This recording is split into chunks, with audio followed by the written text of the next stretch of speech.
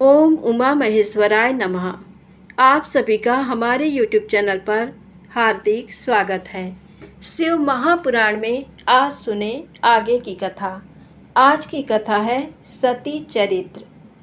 नारद जी ने पूछा, हे ब्रह्मा जी, आपके श्रीमुख से मंगलकारी व अमृतमयी शिव कथा सुनकर मुझ में उनके विषय में और अधिक जानने की लालसा उत्पन्न हो गई है।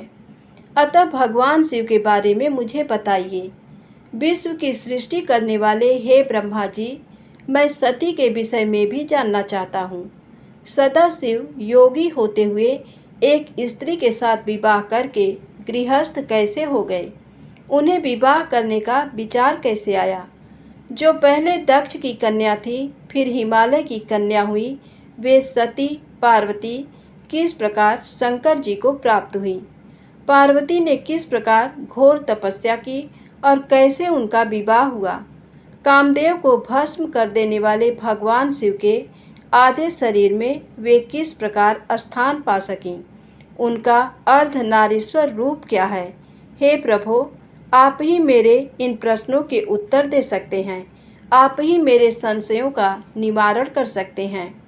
ब्रह्मा जी ने कहा, हे नारद, देवी सती और भगवान शिव का शुभ यश परम पावन, दिव्य और गोपनीय है। उसके रहस्य को वे ही समझते हैं। सर्वप्रथम तुम्हारी प्रार्थना पर मैं सती के चरित्र को बताता हूँ। पहले मेरे एक कन्या पैदा हुई, जिसे देखकर मैं काम पीड़ित हो गया। तब रुद्र ने धर्म का स्मरण कराते हुए मुझे बहुत धिक्कारा। फिर वे अपने निवास कैलाश पर्वत को चले गए। उन्हें मैंने समझाने की कोशिश की, परंतु मेरे सभी प्रयत्न निष्फल हो गए। तब मैंने शिव जी की आराधना की। शिव जी ने मुझे बहुत समझाया, परंतु मैंने हठ नहीं छोड़ा और फिर रुद्रदेव को मोहित करने के लिए शक्ति का उपयोग करने लगा। मेरे पुत्र दक्ष के यहाँ सती का जन्म हुआ। वह दक्ष सुता उमा नाम से उत्पन्न होकर कठिन तप करके रुद्र की स्त्री हुई। रुद्र ने गृहस्थाश्रम में सुखपूर्वक समय व्यतीत किया। उधर शिव जी की माया से दक्ष को घमंड हो गया और वह महादेव जी की निंदा करने लगा। दक्ष ने एक विशाल यज्ञ का आयोजन किया।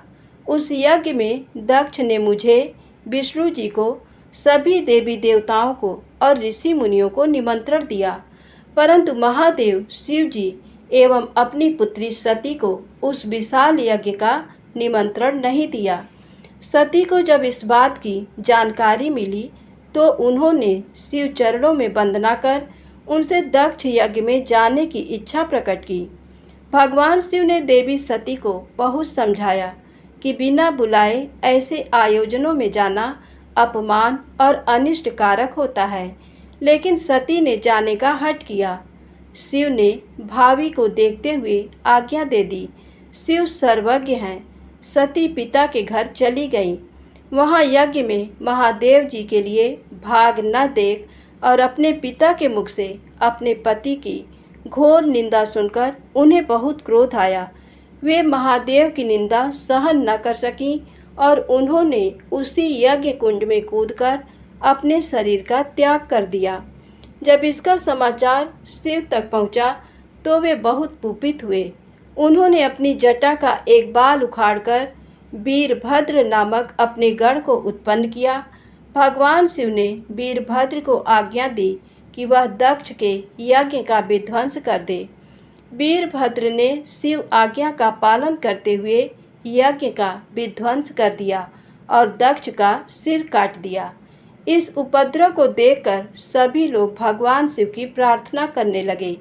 तब भगवान शिव ने दक्ष को पुनः जीवित कर दिया और उनके यज्ञ को पूर्ण कराया। भगवान शिव सती के मृत शरीर को लेकर वहां से चले गए। उस समय सती के शरीर से उत्पन्न ज्वाला पर्वत पर गिरी थी। वही पर्वत आज भी ज्वालामुखी के नाम से पूजित है। आज भी उसके दर्शन से मनोकामनाएं पूरी होती हैं। वही सती दूसरे जन्म में हिमाचल के घर में पुत्री रूप में प्रकट हुई, जिनका नाम पार्वती था। उन्होंने कठोर तप द्वारा पुनः महादेव शिव को अपने पति के रूप में प्राप्त कर लिया। सूत जी बोले, हे ऋषियों, ब्रह्मा जी के ये वचन सुनकर नारद जी पुनः पूछने लगे, हे ब्रह्मा जी, मैं सती और शंकर जी के परम पवित्र व दिव्य चरित्र को पुनः सुनना चाहता हूँ कि सती की उत्पत्ति कैसे हुई और महादेव जी का मन विवाह करने के लिए कैसे तैयार हुआ। दक्ष से नाराज होकर देवी सती ने अपनी देह को कैसे त्याग दिया और फिर कैसे हिमाचल की पुत्री पार्वती के रूप में जन्म लिया। उनके तप, विवाह, कामनाश आदि की सभी कथाएं मुझे सविस्तार सुनाने की कृपा करें। ब्रह्मा जी बोले, हे नारद, पहले भगवान शिव निर्गुण, निर्विकल्प, निर्विकारी और दिव्य थे, परंतु देवी उमा से विवाह करने के बाद वे सगुण और शक्तिमान हो गए। उनके बाएं अंग से ब्रह्मा जी उत्पन्न हुए और दाएं अंग से विष्णु उत्पन्न हुए। तभी से भगवान सदाशिव के 3 रूप ब्रह्मा, विष्णु और रुद्र सृष्टिकर्ता, पालनकर्ता और संहारकर्ता के रूप में विख्यात हुए। उनकी आराधना करते हुए मैं सुरासुर सहित मनुष्य आदि जीवों की रचना करने लगा। मैंने सभी जातियों का निर्माण किया। मैंने ही मरीच, अत्रि, पुलह, पुलस्त्य, अंगिरा, क्रतु, वशिष्ठ, नारद, दक्ष और भृगु की उत्पत्ति की और ये मेरे मानस पुत्र कहलाए। तत्पश्चात मेरे मन में माया का मोह उत्पन्न होने लगा। तब मेरे हृदय से अत्यंत मनोहारी और सुंदर रूप वाली नारी प्रकट हुई। उसका नाम संध्या था। वह दिन में क्षीण होती, परंतु रात में उसका रूप, सौंदर्य और निखर जाता था। वह सायं संध्या ही थी। संध्या निरंतर मंत्र का जाप करती थी। उसके सौंदर्य से ऋषि मुनियों का मन भी भ्रमित हो जाता था। इसी प्रकार मेरे मन से एक मनोहर रूप वाला पुरुष भी प्रकट हुआ। वह अत्यंत सुंदर और अद्भुत रूप वाला था। उसके शरीर का मध्य भाग पतला था। वह काले बालों से युक्त था। उसके दांत सफ़ेद मोतियों से चमक रहे थे। उसके श्वास से सुगंध निकल रही थी। उसकी चाल मदमस्त हाथी के समान थी। उसकी आंखें कमल के समान थी। उसके अंगों में लगे केसर की सुगंध नासिका को तृप्त कर रही थी। तभी उस रूपवान पुरुष ने विनयपूर्वक अपने सिर को मुझ ब्रह्मा के सामने झुकाकर मुझे प्रणाम किया और मेरी बहुत स्तुति की। वह पुरुष बोला, ब्राह्मण, आप अत्यंत शक्तिशाली हैं। आपने ही मेरी उत्पत्ति की है। प्रभु, मुझ पर कृपा करें और मेरे योग्य काम मुझे बताएं, ताकि मैं आपकी आज्ञा से उस कार्य को पूरा कर सकूं। ब्रह्मा जी ने कहा, हे भद्र पुरुष, तुम सनातनी सृष्टि उत्पन्न करो। तुम अपने इसी स्वरूप में फूल के 5 बाणों से स्त्रियों और पुरुषों को मोहित करो। इस चराचर जगत में कोई भी जीव तुम्हारा तिरस्कार नहीं कर पाएगा। तुम छिपकर प्राणियों के हृदय में प्रवेश करके सुख का हेतु बनकर सृष्टि का सनातन कार्य आगे बढ़ाओगे। तुम्हारे पुष्पमय बाण समस्त प्राणियों को भेद कर उन्हें मदमस्त करेंगे। आज से तुम पुष्प बाण नाम से जाने जाओगे। इसी प्रकार तुम सृष्टि के प्रवर्तक के रूप में जाने जाओगे। ब्रह्मा जी ने कहा, हे नारद, सभी ऋषि मुनि उस पुरुष के लिए उचित नाम खोजने लगे। तब सोच विचार कर वे बोले कि तुमने उत्पन्न होते ही ब्रह्मा का मन मंथन कर दिया है, अतः तुम्हारा पहला नाम मनमत होगा। तुम्हारे जैसा इस संसार में कोई नहीं है, इसलिए तुम्हारा दूसरा नाम काम होगा, तीसरा नाम मदन और चौथा नाम कंदर्प होगा।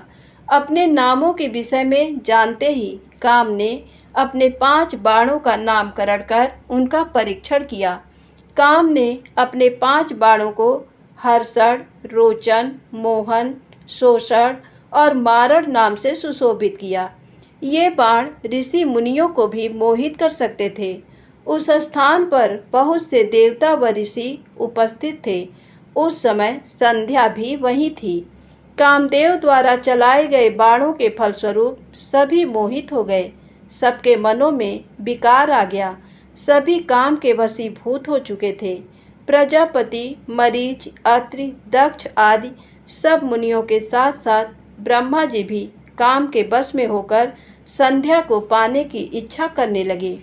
ब्रह्मा व उनके मानस पुत्रों सभी को एक कन्या पर मोहित होते देखकर धर्म को बहुत दुख हुआ। धर्म ने धर्म रक्षक त्रिलोकीनाथ का स्मरण किया। तब मुझे देखकर शिव जी हंसे और कहने लगे, हे ब्रह्मा, अपनी पुत्री के ही प्रति तुम मोहित कैसे हो गए? सूर्य का दर्शन करने वाले दक्ष, मरीच आदि योगियों का निर्मल मन कैसे स्त्री को देखते ही मलिन हो गया? जिन देवताओं का मन स्त्री के प्रति आसक्त हो, उनके साथ शास्त्र संगत किस प्रकार की जा सकती है? इस प्रकार के शिव वचन सुनकर मुझे बहुत लज्जा का अनुभव हुआ और मेरा पूरा शरीर पसीने पसीने हो गया। मेरा विकार समाप्त हो गया, परंतु मेरे शरीर से जो पसीना नीचे गिरा, उससे पितृगणों की उत्पत्ति हुई। उससे 64,000 आग्नेयस्वातो पितृगण उत्पन्न हुए और 86,000 बर्हिपद पितर हुए। एक सर्वगुण संपन्न अति सुंदर कन्या भी उत्पन्न हुई, जिसका नाम रति था। उसका रूप सौंदर्य देखकर ऋतु आदि स्खलित हो गए एवं उससे अनेक पितरों की उत्पत्ति हुई। इस प्रकार संध्या से बहुत से पितरों की उत्पत्ति हुई। शिव जी के वहाँ के अंतर्धान होने पर मैं काम पर क्रोधित हुआ। मेरे क्रुद्ध होने पर काम ने वह बाण वापस खींच लिया। बाण के निकलते ही मैं क्रोध की अग्नि से जलने लगा। मैंने काम को शिव बाण से भस्म होने का शाप दे डाला। ये सुनकर काम और रति दोनों मेरे चरणों में गिर पड़े और मेरी स्तुति करने लगे तथा क्षमा याचना करने लगे। तब काम ने कहा, हे प्रभु, आपने ही तो मुझे वर देते हुए कहा था कि ब्रह्मा, विष्णु, रुद्र समेत सभी देवता, ऋषि, मुनि और मनुष्य तुम्हारे बस में होंगे। मैं तो सिर्फ अपनी उस शक्ति का परीक्षण कर रहा था, इसलिए मैं निरपराध हूँ। प्रभु, मुझ पर कृपा करें। इस शाप के प्रभाव को समाप्त करने का उपाय बताएं। इस प्रकार काम के वचनों को सुनकर ब्रह्मा जी का क्रोध शांत हुआ।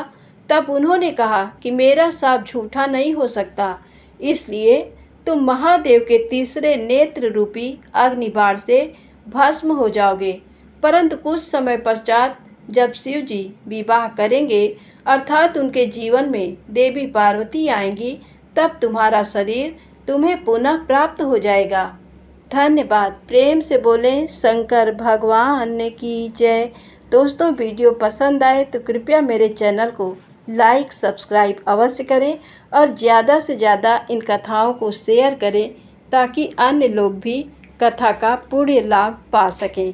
धन्यवाद। जय माता दी, जय भोलेनाथ।